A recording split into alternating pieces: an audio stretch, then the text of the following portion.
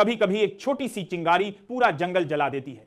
और इस बार यह चिंगारी लगी है बिहार के राजनीतिक जंगल में। राहुल गांधी और तेजस्वी यादव की जोड़ी ने ऐसा जनसैलाब खड़ा कर दिया है जिसने मोदी शाह की पूरी रणनीति को ध्वस्त करके रख दिया है। जिस तरह यूपी में राहुल अखिलेश की जोड़ी ने माहौल बनाया था, ठीक उसी अंदाज में अब बिहार में तेजस्वी के साथ मिलकर राहुल ने बीजेपी और एनडीए की नींव हिला दी है। बिहार की सियासत का सबसे बड़ा सवाल यही है, क्या नीतीश कुमार फिर से पलटी मारेंगे? एनडीए के भीतर बगावत और खींचतान साफ नजर आ रही है। नीतीश को जिस तरह बीजेपी दरकिनार कर रही थी, शिंदे मॉडल में ढालने की साजिश रच रही थी, अब वही उल्टा पड़ गया है। नीतीश के पास भी सिर्फ दो रास्ते बचे हैं, या तो एनडीए छोड़कर इंडिया में लौटें या फिर अपनी राजनीतिक विरासत दांव पर लगा दें। यह संकट सिर्फ बिहार तक सीमित नहीं है।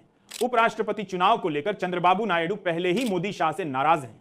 खबरें हैं कि वे राहुल गांधी के सीधे संपर्क में हैं, यानी एनडीए का कुनबा बिखर रहा है। और अगर नीतीश कुमार भी इंडिया का दामन थामते हैं तो यह मोदी शाह के लिए सत्ता गंवाने का ट्रेलर होगा। बिहार की गलियों से लेकर गांवों तक एक ही नारा सुनाई दे रहा है, बदलाव चाहिए।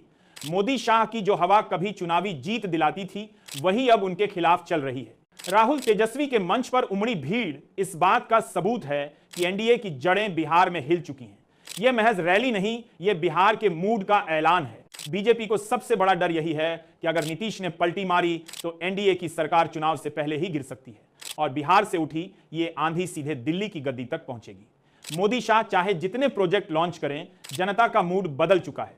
इसी बीच कांग्रेस के तेजतर्रार नेता पवन खेड़ा ने मोदी पर सीधा हमला बोला।